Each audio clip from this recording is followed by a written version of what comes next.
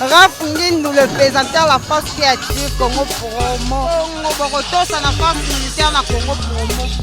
Et faites comme moi, allez voir Congo Promo, tv5.com. Donc au nom de Jésus-Christ, nous bénissons le Congo Promo. Aujourd'hui, Maxi Bien-être est reconnu comme la solution idéale au sein des couples. Dites au revoir au maux de dos et à la fatigue physique. Vous procure une force physique permanente.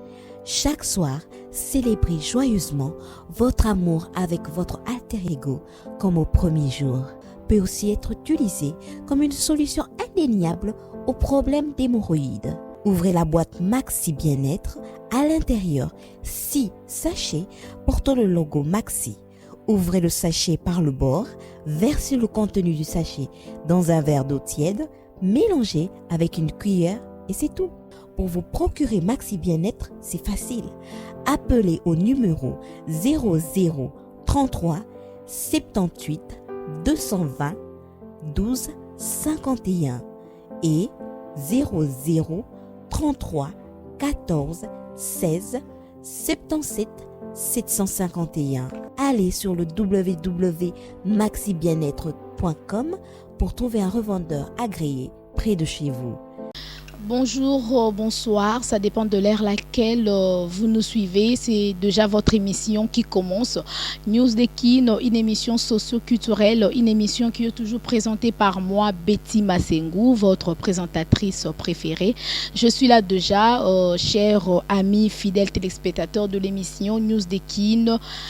avec beaucoup de joie et beaucoup de plaisir de vous présenter cette émission. Mais avant tout, avant d'entrer dans le bain de notre émission, je voudrais d'abord remercier ou saluer l'équipe technique de Congo Promo Télévision qui m'accompagne pour la bonne marche et la réussite de cette émission. Là, je vois mon frère Cédric Bakamana. Merci pour les images, mon frère de tous les temps, de tous les jours, mon frère de tous les moments. Le réalisateur le plus intelligent, Cédric Bakamana. Merci beaucoup d'être là et surtout merci pour les images. Salutations déjà à Papa Dave Moubama, les papas de Joyce Davline. Salutations aussi à ma maman chérie, maman Cathy Bakissa, à ma fille chérie Joyce Davline. Bisous, coucou, coucou. De la part de maman Betty Massing, maman t'aime beaucoup, hein. Porte-toi bien et surtout sois sage. Et salutations aussi à Papa Dave Moubama. Salutations à notre cordon Timothée Piana Serge Mobali ya Mbinga ya Mwindu ya Bogar. Timothée Piana Serge, notre cordon balobi respect belé, donc Torkos Moussa les autres bien. Voilà, on est ensemble et surtout il n'y a pas de souci et surtout on est dans les bons. Voilà, salutations aussi à notre DT Christian Mbouimbouyoué et big salutations à notre boss, l'ingénieur Rafungi, notre papa, depuis les États-Unis. Maman Emeline Zembao Yanga, moi aussi à papa tous pépélé Ambeto, toujours depuis Londres. Big salutations à vous, maman. Tous et la rato Sepela. Sans oublier mon grand frère chéri, champion KMB, depuis Kenya, Blaise Kava. Je pense aussi à toi et je pense à Merline. Moi, c'est qui toko babi le kololo boko maman na Serline, depuis Kenya. En tout cas, salutations à tous mes fans, partout vous êtes, partout vous êtes, en tout cas en train de suivre cette émission. Je vous souhaite bel et bien à cette émission, surtout à ces nouveaux numéros de votre émission. Comme vous le savez que News de Kin, c'est une émission socio-culturelle. Nous recevons tout le monde. Et bien aujourd'hui, j'ai beaucoup de plaisir et beaucoup de joie de recevoir l'une de mes consoeurs. Hein. Donc, elle fait bien aussi son travail. Elle s'appelle Nadège Ibouakounou.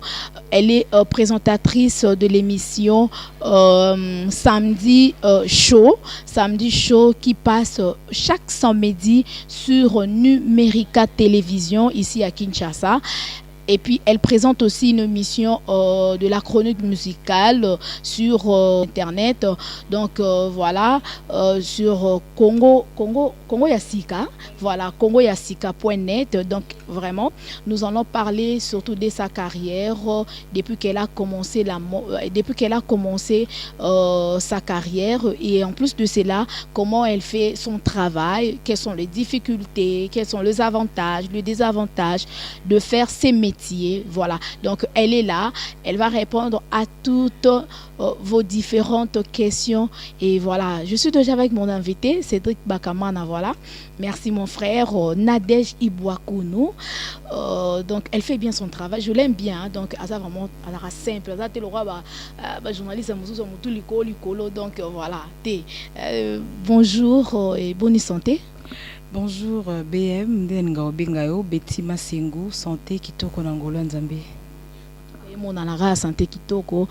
Boni Musala, izoleka ndenge nini, samedi show. Izotambola lolenge nini, et puis boni ba émission au salara na internet. Santé nango d'abord, ezandenge avant to kota na masolo to zanango. Ok, merci beaucoup BM, Betty Masengu à Vana Banda. La personne merci na Mukolo Congo Promo.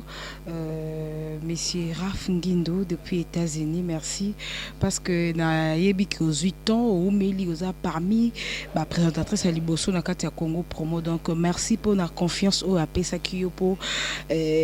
Congolo ba vivre à l'étranger, ba découvrir Moussala et Boumamikati. Donc il y a qui na confiance wana, AP Sakio confiance le yo. Rien à dire, rien à commenter. Par rapport à samedi show, ça va, mais les difficultés sont gâtées dans Moussala surtout. Dans bazo sungabiso, malembe évolué nango, muke yobika bamsa son dingue zalaga. Et puis par rapport à internet, dans le baoueza le deuxième site nanga liboso nando sala na Congo ya Sika et pas ya profil de Montréal ya za na Montréal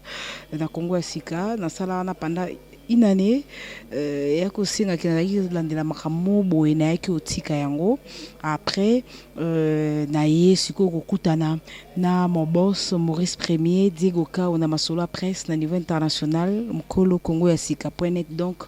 yende ça fait 3 ou 4 mois depuis na commune à Congo ya Sika.net. Mais ça marche. Oui, ça marche. Moi, mouké parce que bateau baby Congo à Sika.net, bazaki vraiment na ba présentatrice théâtre na Kinshasa. Donc il garandi ezalaka betima sengaro ça l'émission mo boy cartonné na Congo Promo, baché yango wana toujours kaka po bato visibilité ezala quoi. Mais siko donc ngamoko nazui ba faire na maboko ngamona simba faire na maboko na début zaki moi passi au che émission même sous 500 vies au che même sur 300 vies, mais on est acquis un mois, mais tant au côté deuxième mois, il y a aussi l'émission Narobunyo, dès la matin mois 2000, mais émission est cartonnée, banda émission cartonnée, émission au terre aussi na Tokos studio, les studio il y a El Rey Mago Fali Poupa. Donc on a ça là qui émission na studio na yé na kendo là que ça bateau siège à répétition place original et salema place album na yé au tozo zela et zo ça là ma place nzembo na yo buchu kozwa wa dédié hommage na grand frère na yé et loko yo donc émission wanande na minto na surtout comme on a 30 000 vies. Donc c'est une première banda na kopti na Congo Escamé. Ça marche donc ils ont promettre déjà tant dans ça une année to 8 mois ça qui m'a envoyé bien et quoi. En tout cas, merci beaucoup Nadège Ibouakounou, ma consoeur. Mais Nadège, au Bandi Monde à télé depuis quand? Ça fait déjà combien d'années depuis au Côté Monde ou à télévision? Merci beaucoup BM. Depuis le Côté Monde à la télévision, surtout Tanga, tout temps à 10 ans. Donc 10 ans déjà de carrière, mais na 10 ans au na banda qui yebi na bandi okende Tropicana na kuna ju diplôme d'état. Boss nanga ki bambi shintazo benga nanga ozo mona mukie ke no zo diplôme au Mati université pour le comme ça nga bitena ya kakaka. Donc toko compter 10 ans depuis na bandi musala mais ya ko leka bu na ba télévision émission ya ngamoko. Ça fait 50 OK 6e année parce que les bosses qui au travailler dans radio to ozo intervenir no ba Karine Chitenge ando sa émission de Fashion TV na numérica na banda ko intervenir na Fashion TV et puis tango Oriette Kanjinga a voyagé na maman Chalamwana bakinde Paris na tikele ko jouer intérim na sala qui pendant un mois et puis tango Oriette a déposé na banda ko landelwa za dans la maison pour na lu espace na ngamoko banda ko sanga no tout zone autant ko tala yo parce que numérica télévision eza la télé intelligente donc tango le kafu makambo lo baka eza la makambo ezo makambo ya malamu donc de bazo qui tango étudier après Marlène Kassanga tango alongwe na Mirador TV aye TVS1 aye o ya pa biso na numérica bando ça la permission aye sont des leaders et puis na samedi show émission nazali ndé Marlène tango nga voyager to comment au travail na singa déjà to travailler no ponga na microminité na Kinshasa le cas bazo pesa espace ya yo morote faut intervenir ka pa bato le cas nga nazo voyager na au kende Paris yo tika na be mission na mais avant wana photo banana ko travailler na yo surtout zo travailler na yo do bato bon mesanda ne longi wana mena milia presse déjà na yebana kina bato pour moi ba conférence to bando kende moi ba concert msubi wa tundu pesa les mabo donc bongo ndeto Marlène Kassanga ko voyager aiko tikela ngai émission samedi show na son des leaders bandoli ka chaque mardi à partir à 20h30 na numérica TV et puis samedi show et bandoli ka chaque samedi à partir à 10h30 12h donc mais la samedi show tozara des présentatrices tozara ngai na Umba Potongo lelo ça l'émission est dimanche na numérica TV. OK. En tout cas, vous comprenez déjà parcours. Il y a Nadège Ibouakounou, donc à lui très bien, on a radio,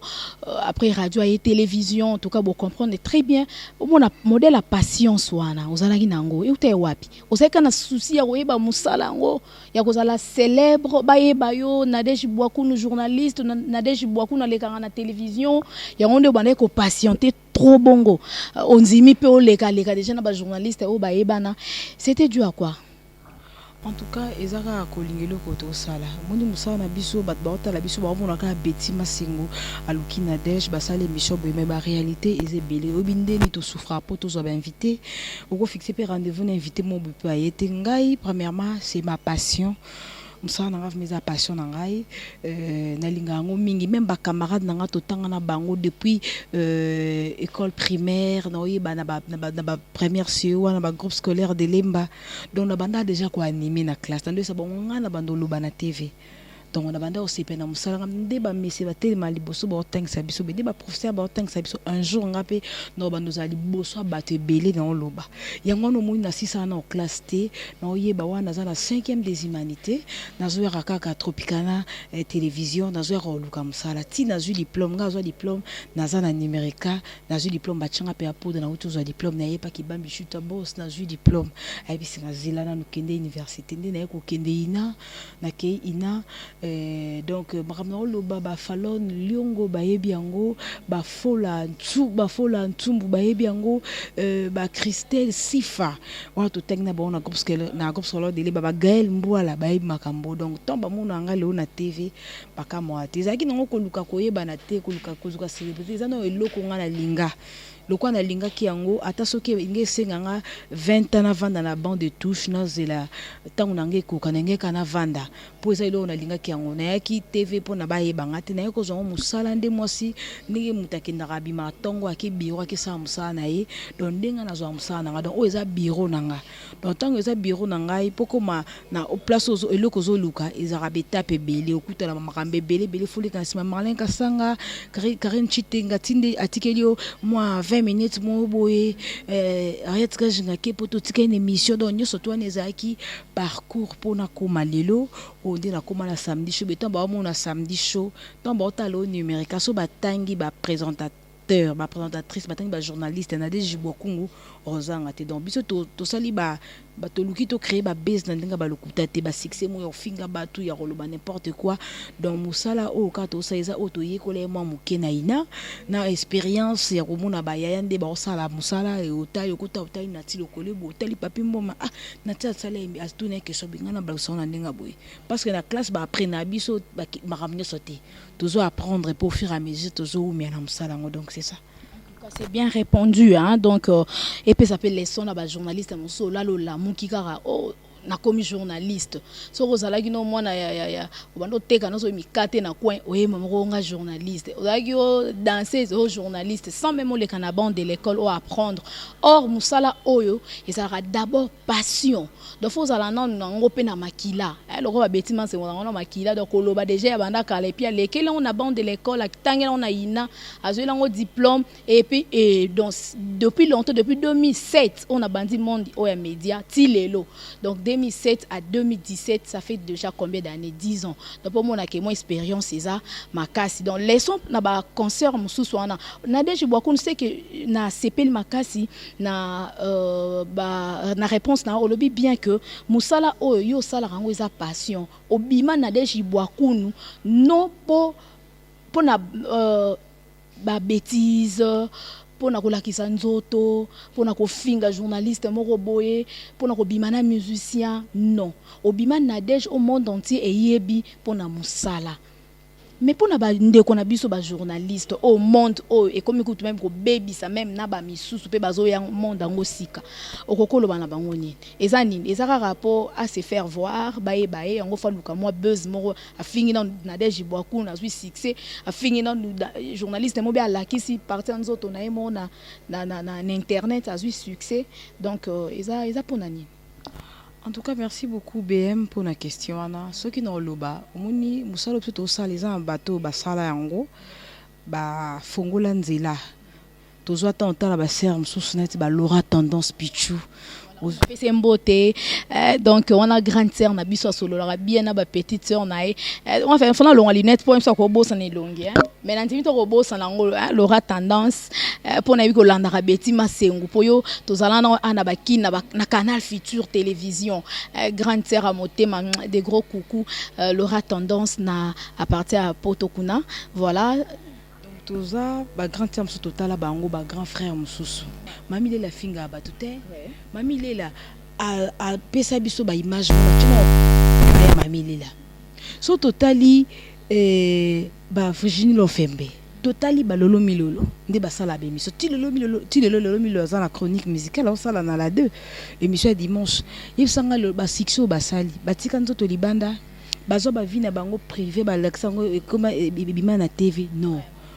ngana lo bana bandeko nango ba osala bongo ko créer base ya kotika nzoto libanda ya kofinga bato foye bake nyoso to sala na mokili nyoso to lo na rango to buka so ofingi mutu na minto ofinga bato po orenier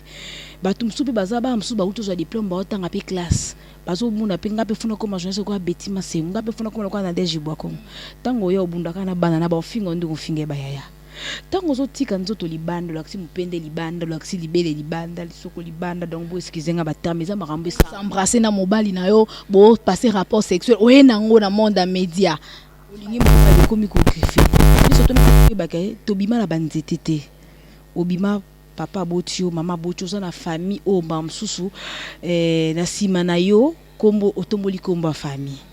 oza mwasi oza mobali un jour obalo robota bemission basala na bentan to netika la libele lokwa bemission TVT osali yango so ba rediffuser ngo cassette baby nango ba effacer yango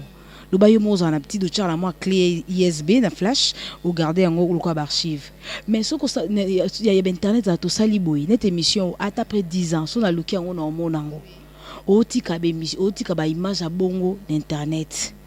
oza mwasi un jour okokuta na pe na chance obali mobali mo bolelo msusu politicien msusu autorité mo boy siko okokota na internet bo longa ba mabele no soto no cha ba biloko no soto no cha ngana yesa bandeko na nga yango te eloko ekotela mutu lokwa musala ya te so lingo yebana sa musala na o bien zo rata ko préparer mission na luka ba question oyambi ba musicien et comme tout comme ka ba musicien ozana problème na oyo zo atteint ko tuna bango osula makamba musique za makambe belé ba question belé to yo quand même susu album ebimi moyo kaka rythme ni beti na album ebete na album wana kuna to landela yango te alobe ba parole oyo kokani bolandela yango te instrument ni ebeta ki na to landela yango te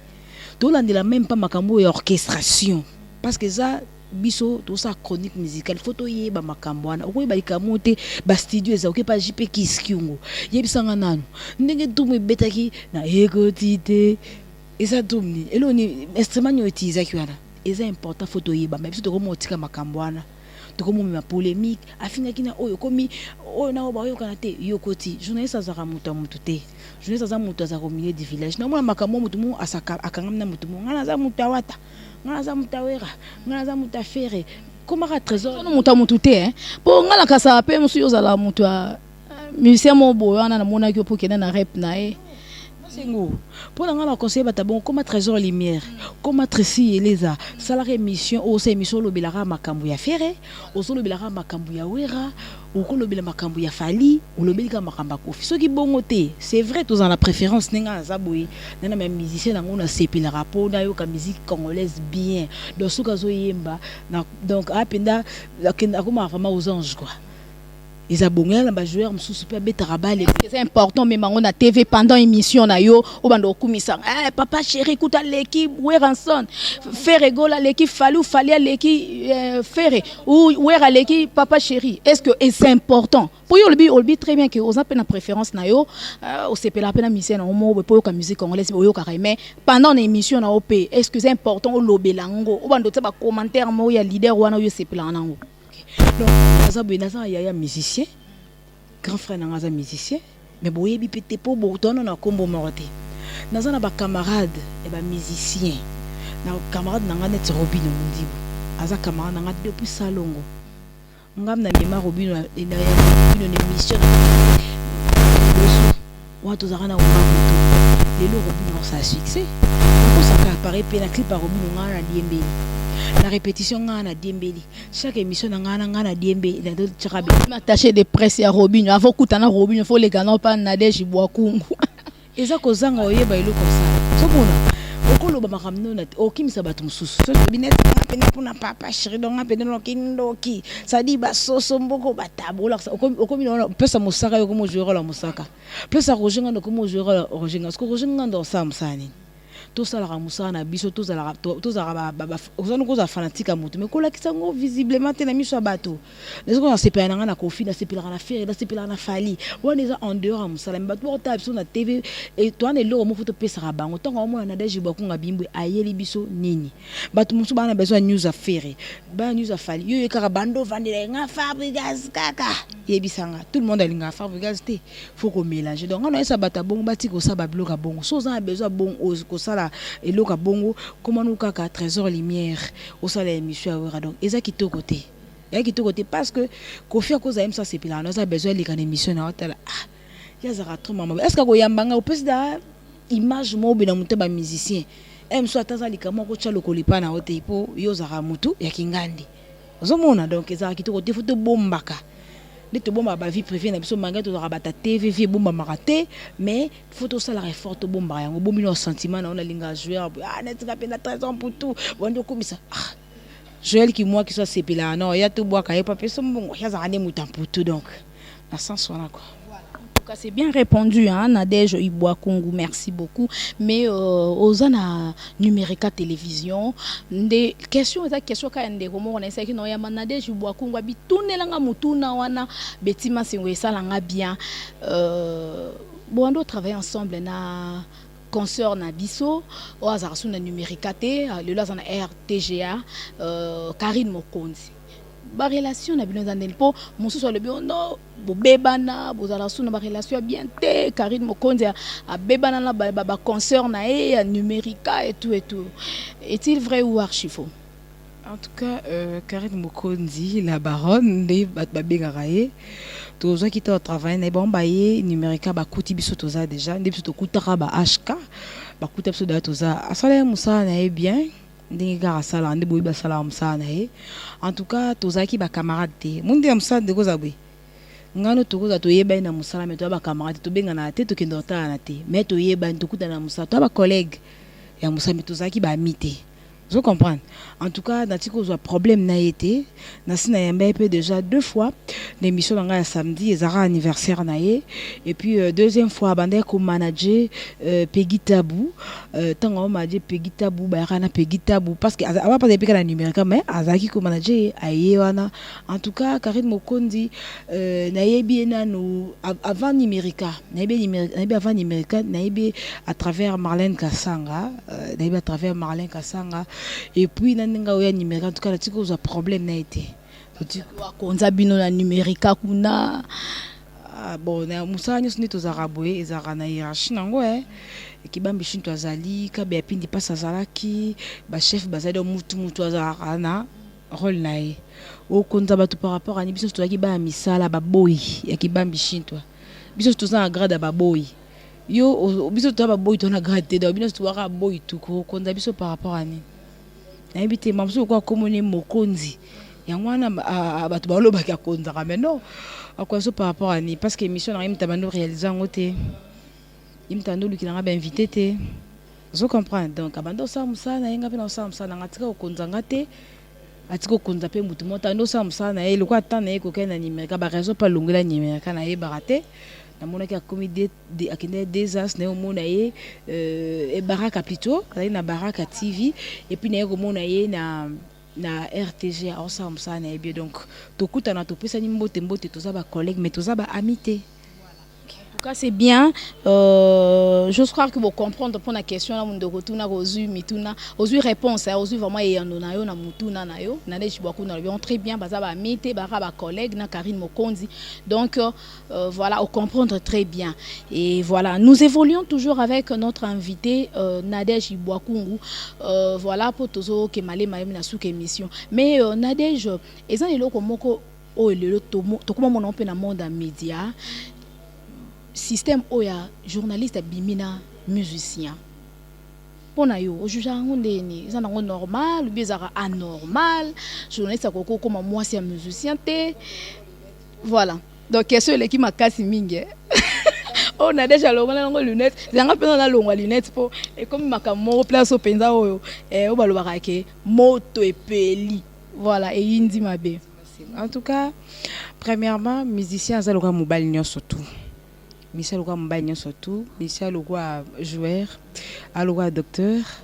Aloua menuisier, Aloua coordonné, Aloua mobile surtout. Dans le rôle net pour année, moni biso bato ça la chronique musicale. Bat la biso ba pesa biso ba musicien. Ba journaliste ya ba c'est ba musicien. Ba je ne sais pas ça la ba journal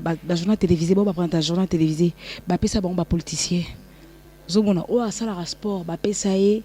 bata sport zomona nde bakabola ouais pesa bata sport ba président bakabola biso bongo zomona ba bambela biso ba mibali o kutu msusu aza mbali na hote c'est vrai zamba neza baninga na msusu na yi pour longtemps ba kombote aza na epé moi sa musicien bazu pe temps ya kishiri na musicien ba umeli pe o makamba bolingo na bango na musala ezo tutana te donc musala ba tchangwa pa ba tchima bolingo et on a dit à ma bête, so bolinga na ndinga bien, bolinga ndinga bien, misali lingo choli to lokwa mosnes tu bolingani. Est-ce que yebsanga mobile tuza, est-ce que mobile na ngana liboso na lingani mba na liboso Diego Kao na yende tuza na lelo ba mso za rabon mbalo Diego Kao na ti boko minda comment musu peza la rabolingani ti entambo boye na bino eza pe bongo net ba misien bazalaka ozomona mais na yebite eza ba journaliste mususu pe na camarade nanga Soraya abala musicien eza ba jeune abala pe na musicien ya lolo milolo abala musicien baza ba vivre na bango kimia ozomona eza mabete mabeza kaka oyo ozosangisa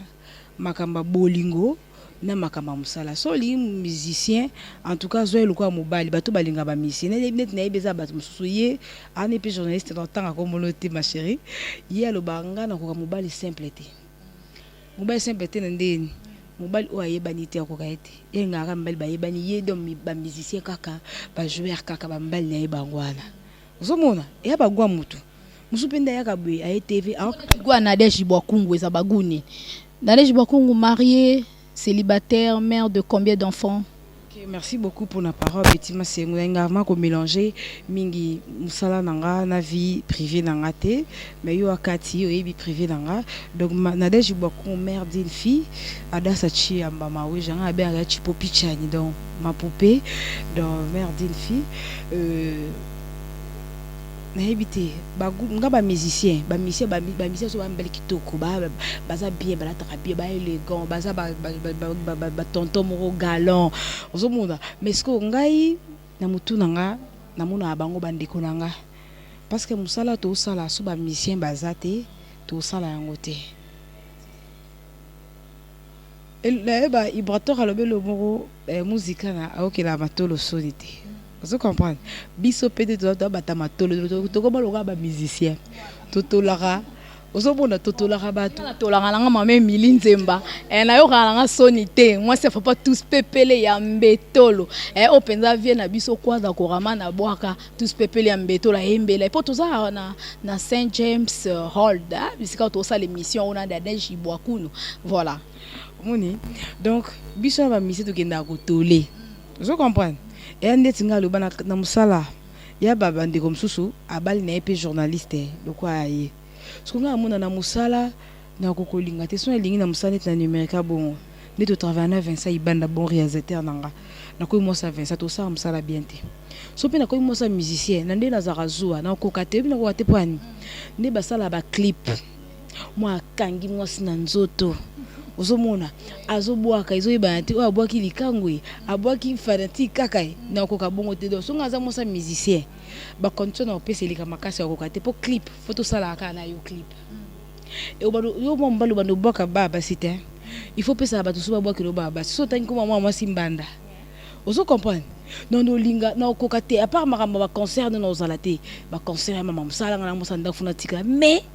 non kokaka atina mona mbaye na ngana clip dans le peso condition mondo oyemba msu Adolphe Muteba chila mwina yo yemba kaka mais scénario batu msu basala ko simba fiona te pona kokokati simba rate so la telle kabira pas dit te donc et si ba te poto za la bien na mona bango lokwa ba frère nanga na mona bango lokwa ba grand frère na mona bango lokwa be né nanga donc nakolinga bango te biso na bango te kena tolé sika mo so yebisanga yo na mwasi na mbali boki tole so na singo mbonga plante opianga te so sombela nga kabelo sombela nga Ferrari sombela nga te po toki tole sika moyi ayo zo ebo ha sombela nga so to yo zo no kipisa nani donc na ko ka bongo te nga na zo bango bandeko nanga na zo bango bandeko nanga po bazo aider biso pe na musala to sala po toujours to kende liboso tara ne so yambi firigola comme les personnes botala o yambi papa chirurgie bien piana comme donc batu ba bazo ba kombo salama eza ba jeunesse musu ba yana biso basala ke to découvrir ba mais biso ba op to ye nde bango basi ba yeba na gosa émission na mtubwe batu batel no zo ba frère nanga nga na konaye na ba jeunesse ba bali ba musicien te bo pe ba za bulunga musicien te baza mibali ponga pe mobali nanga na linga ka ndinga za na musana sala ka yo pe mamso ko ka mobali nga na linga te dans domaine wana na koka ngote mutu passe nga pe abini na mo mutu passe donc bon retenant que mutu mtoza baguna et pe na ba choix na e do baguna weza yangate ba choix na opeza yangate donc c'est comme ça nde Nadège Ibwakuno meke un peu ko expliquer pona bato baloba bongo mais Nadège Ibwakuno lobi le mot très important et ça pe na bato mususu oyo ba qualifier ba journaliste ba ndumba net Nadège Ibwakuno na uto lobake batabiso ba journaliste ba se ba musicien ba journaliste ba présenter ba journal télévisé ba ça ba politicien ba journal ba présenter ba émission sport ba ça ba joueur ba sportif donc c'est ça mais yo jugera ngono ndenge ni ba ndumba wana ba moins sérieuse wana en tout cas bible le belo moko baloba mabe na yo mais baye ba kutu na mabe wana te tous en temps expliquer mokili mobimba te c'est lui qui s'explique s'acquise. Vous comprenez? Moi, c'est pour ça que nous matons à makala na wenza sala. Moi, c'est pour ça que nous mettons qui pété. Vous comprenez? Ils ont qui pété. On a le bara et ça là on a passé. Parce que tu as 4 pouvoirs. Zomona, tu as 4 pouvoirs. Mais tant que tu as le makamu boye, ba benga biso bandumba, kindumba ngo et obi keza mbatu o beti, a otala okarabu, a le makamu na yo ko pesa batna ba référence, ça qui ne place boye. Okutati azali na vérité te, a peine la version soloté. On a qui pendant la musicien wana na boîte penza ba obima boy mazala ramos na mobali moni alo balika mo okutu eza bongo te congolais a bongo vous comprenez pona ko landa makamanya so tunga na ebisa rabatu ba si ya solo ni ba journaliste ba yebi olinga na pesa un exemple moko ni pesa biso exemple wana po total la so eza soto eza lokuta maman na biso Florence moi si a fait qu'une question remenée à paix à son âme. Tant d'avant dans la Kester. Mobile n'a pas fait que na zemi a boti. Pokaka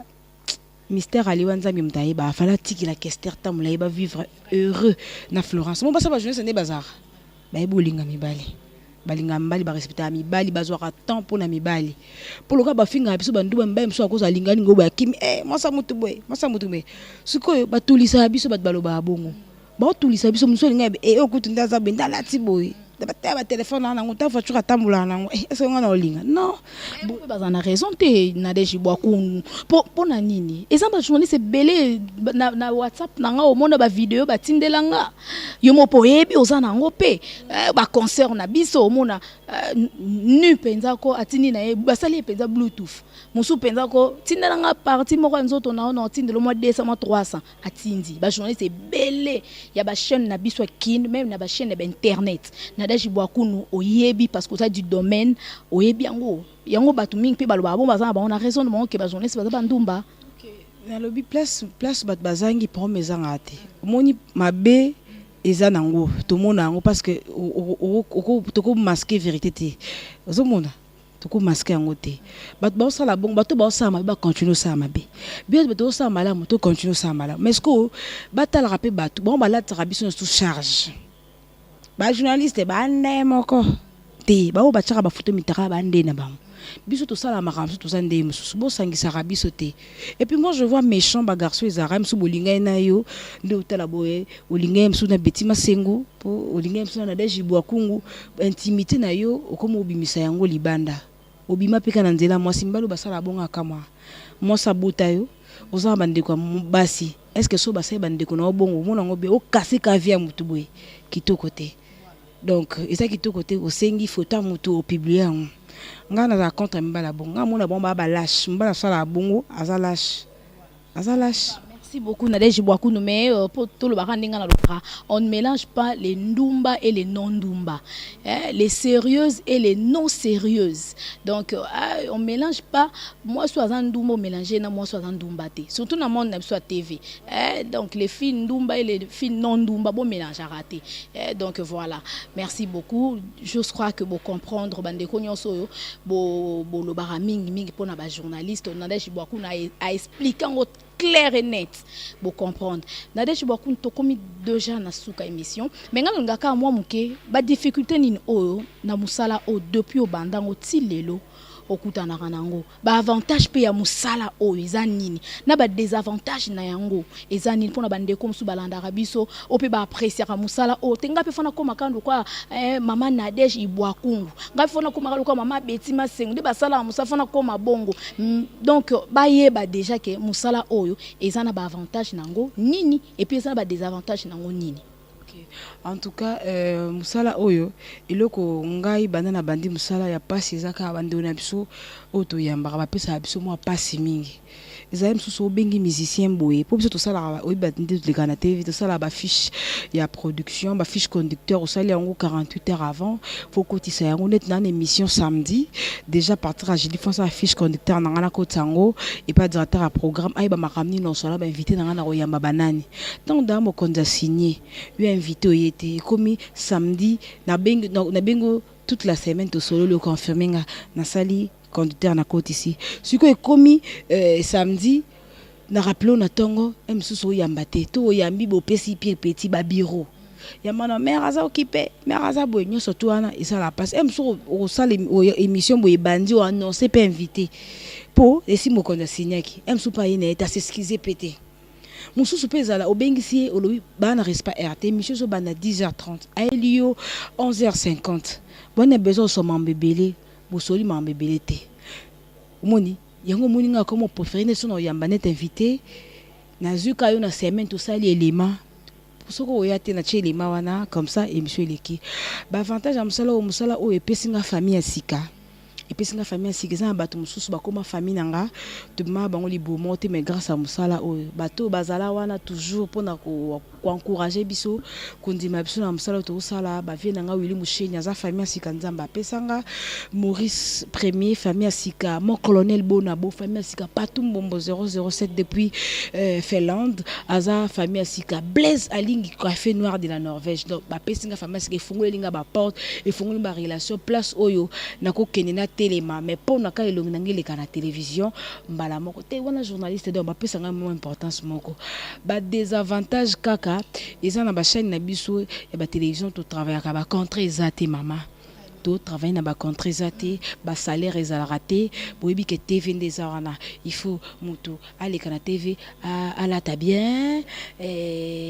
aza na suka kitoko donc moi si tant to ba kola ta beza nyoso tout suki et tout ba salaire ezate ba sponsor ba zate ou que nous bêta tout mais pour ba chaîne super comment ba chaîne commerciale to ko connaît même sur ba patron même sur c'est chaîne commerciale a personne na deji bo ko wana samedi show yela nga sponsor à partir sponsor so ko tsambongo ngai chaîne na gagner boy pour gagner boy ozomona so tango loka bongo yate ba personne de espace ozomona donc il y a pas ces akawana donc ba sponsor basé belé ba partenaire basé belé faut beta ba sungara biso nako ke luka partenaire M sur États-Unis te pour chaîne na biso sukara la Congo malgré tout côté na bouquet mo CP la TV on bota biso depuis Angleterre donc muke to ok donc ba désavantage ezaka yangwana surtout faut travailler na ba contrat ba respecter biso te presse ok place mon poste face à image bon wana donc ba pesa biso valeur na biso te na mboka na so pesa valeur na biso ya preste ngomoni ba désavantage wana mais eza musala moko noble ya musala moko bien musala oyo soki mwana ngai ya dasa linga salango na kozarama motema pole no linga salango poza musala oyo ba boya kati o ngana journaliste mwana ngosala ngote na musicien mwana nga osala ngote so yo ndima mwana akota na mondo ine ilo msusu botam nanga to kanya ondeni to kanya ondeni loko botam nango et comme na moi mon kaka et que s'éclater donc en tout cas merci beaucoup Betty Massing to comme dans la souka moni papa abso sabi signalé biso déjà ngala olinga kaka bande ko nyoso balandi biso eza ba journaliste ba journaliste te conseil ni noko pesa bango eza ba finga ka biso ba journaliste azona eka tanga bando finga na eka journaliste mo lokwa neti journaliste ngo aza ya ye mususu pe biso na biso ba journaliste ko finga na soki pe to welela kanini mais nga malheureusement na ba biloko wana te donc nga pe côté ana pe soki olobi ki journaliste mo bi Betty Massing wana non azara mabe to solo wana non donc ba biloko wana kana ngala kutu ba lycée bo sangani wana te ko sangana pona ko éviter un peu ba problème donc to milongola la biso mais on a déjà bois kungo ngana olinga moi leçon moi conseil mo ke repesa na bande ko na biso ba journaliste o ba na ba conflit entre bango na bango. Et puis na bande ko mususu ka balanda biso ba journaliste ba finga biso sans même pas approcher yo okoyisa bango nini pour finir et puis numéro à contact na quelques salutations na batunyo so balinga kayo. Merci beaucoup Masengo Betty BM no bana na bande ko na biso oyo ba finga biso na musika bato ba bambela biso ba mauvais sort ba so ba mauvais sort ya makambo to salité to za bande na bino to bande no ba congolais ngana na rwandaise te na ngapi américaine te ngaba na made in Congo donc na congolaise ndo na bino ya pe na bande muso bo finga ba bande na bino eloko eleki bolingo ezate donc so to lingani to ko finga muninga te osama mabongo te donc vous changez moi langage na bino parce que ça la rabiso bien te ba musu ba bala baza ba belle famille ba musu pe ndeka yo lo ba bon ko linga moi na bala journée c'était ba sa bandumba donc azana une information te botika ko lo ba bongo bolinga biso to ba congolais na biso ba journaliste dans yebisa biso kaka ba lo baka ilamba ya salité et so kwa maka na famille donc ce qui m'a bé ezali TV za place à ba compte à rendre te TV to yakana pona olakisa misala ba formation autozui ozomona to yakolakisa batu to yakopesa batu image ya ba artiste TV zate ke osoi na muninga boye na TV osali yango na TV otongi muninga na TV bongo za malamu te donc so problème ezali ko fingana to za na ba groupe ba WhatsApp to fingana ba groupe wana za ya biso moko ko na TV ko finga msu mutu mo za mukolo na yo ofingiye mutu msu za leki na yo mutu mo msu za omisi vie privée mutu mo bo libanda eza kitoko te donc ceux qui eza ba réunion eza ba association ezali ebeli ya ba journaliste to kutani entre biso to soli yango to bongisi parce que bat ba otala biso bazela mambo wana te bazela makambo wana te donc to lingana pe ba journaliste to se soutenir pour nous na biso toujours ekende liboso so to sangani to yokani bien parce que en réalité zo so be na prendre malonga te pour ba fanatique Betty boza yanga te yanga boza yo en tout cas na ndenge wana et ça la bien makasi na pesi mbote na Frank Stema yanga abeka ki bambi shinto en tout cas Afrique Info na pesi ba mbote belé wa pa za penda mutunanga yakati Frank Stemai na pesi mbote na Steffi Bikile Bilokos les permettre nga so na bosani question obi ke za mabe talaka na yambi na deji bwakungu na otuno question te journaliste nini oyo ndimaka omuteke za fo et puis mutu nini apesa yo gu ya kosala busala ozo sala o azalo kwa idole na yo so na tunyango te pe ako bandeko pardon c'est dit ko bambanga mabanga te omuteke za mabe question on a pensé sur nazangi siango na deshi bwakungu au permettre rapidement malgré to comme na souka pour ba question c'est belé na yo mais tant kaka ndé permettre te prochainement le sousou nzambe soka bateli toza na yo poto continuer ma solo na biso mais rapidement répondre kana ba question na mibale. Merci beaucoup le comme na souka nga pena mtu asa apesa nga posa ya rosala émission eza Hélène Kalema maman na Bianca maman na Bianca tant na bande ko muna na Tropicana poza chaîne nga na salaka Hélène Kalema yene mtapesa nga penda posa wana après na yo mona ba Laura tendance baye na yo mona ba te belé donc mais nandima ba tenu tout ba sala msana bango bien peut-être ba sala msana bango bien nandima bango. OK. Merci beaucoup. Rapidement numéro à contact et puis na quelques salutations. Ya Willy Moucheni 89 65 00 330. En tout cas, Bambote Makasi depuis Irlande na pesi Bambote na pesi Bambote na bijou Ibwakungu et bijou et Diaka Mongolo balobi bala basa mobunda oyo kagu n'est-ce pas Mboshingo donc écoutez très prochainement. Merci, nous sommes à la fin donc de cette émission et merci déjà à Cédric Bakamana pour les images. Merci beaucoup à Papa Dave Moubama. Merci également à notre cordon Timothée Piana Serge. Balbi respect donc cordon la biso à Bogar, Mouindou Penza ya Bogar. Donc pour ça ba Mouindou Moussous pe ya mabe mais ça ba Mouindou Moussous au sentir obi ke nzamba kela. Donc so rotali boss na biso na le Bogar so ya pembe. Et notre boss, notre papa, l'ingénieur Rafungi depuis les États-Unis. Salutations à vous, papa. Et merci beaucoup aussi à papa Dave Moubama, les papas de Joyce Davlin, à maman chérie, maman Kati Bakisa. Merci et salutations à maman Emeline Zemba. Donc, moi, c'est papa tous pépélé en bétolo. Donc, yon a yo karanga sonité maman pour yonde au soutenir. Effectivement, c'est un soutenir news de kin. Un moment western, un moment collier, ça l'ara bien. Pour qu'abatunion se balanara. Effectivement, c'est un bas CP là, quoi. Et merci aussi à Merlin Mosquitoko, Merlin à Kenya, maman na Serline, merci à mon grand frère chéri, donc champion KMB, mon grand frère chéri, Nokwabana, Blaise Kava, merci beaucoup, merci à tous mes fans fidèles, merci pour l'attention particulière à cette émission et moi je vous quitte, on se retrouve déjà à la prochaine. Merci beaucoup. D'ici là, portez-vous bien et surtout prenez bien soin de vous. Je vous aime beaucoup. Au revoir. Bye bye. Ciao. Je viens juste vous annoncer qu'il y aura un grand événement qui va se dérouler à Montréal. L'évangéliste Kamboudiou Walesa va venir faire une grande conférence ici. Donc j'invite tout le monde, les jeunes, les papas, les vieux, tout le monde.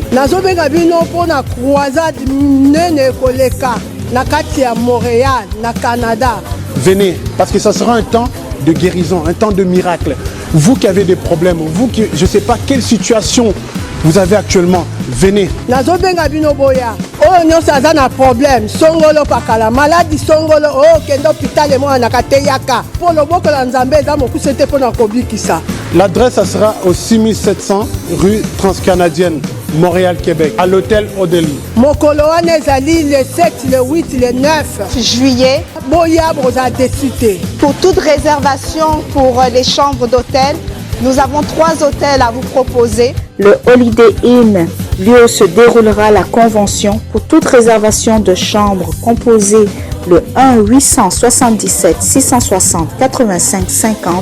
Mentionnez le groupe Les Amis de Walesa. Le Comfort Inn en composant également le 1-800-267-38-37 en mentionnant le groupe Les Amis de Walesa. Et le 3e hôtel, Quality Suite, en composant le 1-800-267-38-37 et vous mentionnez le numéro de groupe 28 24 789. Avec l'évangéliste Kamboudiou Walesa, vous allez avoir la solution. Ici, Antonio Cavavi à Montréal. Charisme. Charisme.